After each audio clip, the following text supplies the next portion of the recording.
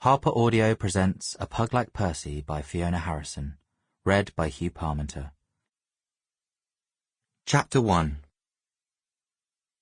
My eyelids felt heavy, and the pull of sleep prevented me from opening them, despite the early morning autumn sunshine streaming through the windows. Instead, I snuggled deeper into the blue cashmere blanket my owner, Javier, had bought for me.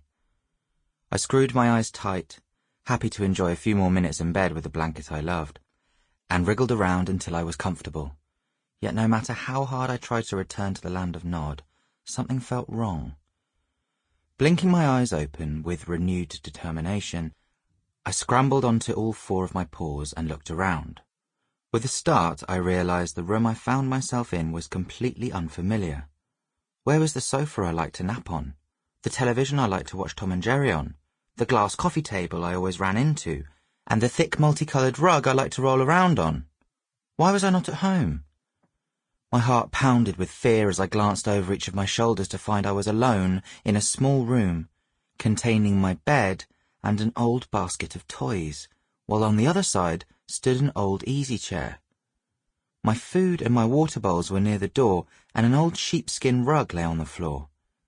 Hearing the sound of feet scuffling outside the room, I turned my head and peered through a large perspex window that looked out onto a busy corridor and saw it was teeming with excited dogs and humans in green uniforms. All too quickly, the memories flooded back as fast as a speeding greyhound, and my entire body trembled as I realized I was as far away from home as it was possible to be. I remembered only too vividly that I had been dumped in a dog shelter by Javier and had no idea why. Was it because I had been bad? Did Javier no longer love me? Was I mean to another dog? Or worse, had I committed the ultimate dog sin and bitten a human for no apparent reason? Filled with despair, I slumped back onto my bed, flung my paws over my eyes, and tried to understand why Javier had left me here to rot like so many other good dogs before me. I knew the tales of the forgotten, which was what we in the dog community called dog shelters like this one, was for hounds that were unwanted. It was the home for waifs, strays, and the unlovable. Was that me now? Was I unlovable? I had adored my owner Javier, and I thought he loved me too. We had been together for 3 years, since I was a small pup, and I had been incredibly happy. I thought he was too. What had happened to make him fall out of love with me? I let out a howl of despair. I would do anything to turn the clock back and undo whatever it was I had done to make Javier leave me in this place. I loved him. He was my owner, my entire world, and, quite simply, I would die for him. I felt a fresh wave of horror as I realized that now Javier had left me here, I would never see him again. The thought of a life without my precious owner and best friend, as I came to think of him, was terrible.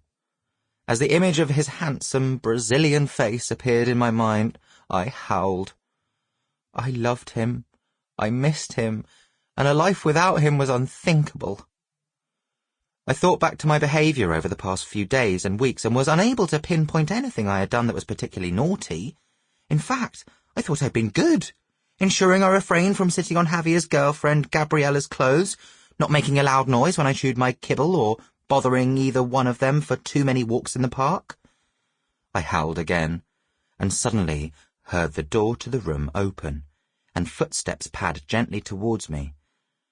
I could tell from the scent of whoever it was that a human had entered. But who they were, or what they wanted, held no interest to me. I wanted to remain here, with my paws flung over my eyes forever, and nothing anybody could say or do would change my mind. As the human reached my side, I became aware of them bending down, their jean-clad knees brushing against the side of my face. There was a pause, and then I felt soft fingers, which had to be a woman's, run over my head and along my back. "How are you feeling today, Percy?" she asked gently. "Horrible!" I yelped, paws still clamped over my eyes. "I'm not surprised," she said gently. "You've had a terrible thing happen to you. It's bound to be a shock, but I'm here to help you cope with it all, I promise." Sample complete. Ready to continue?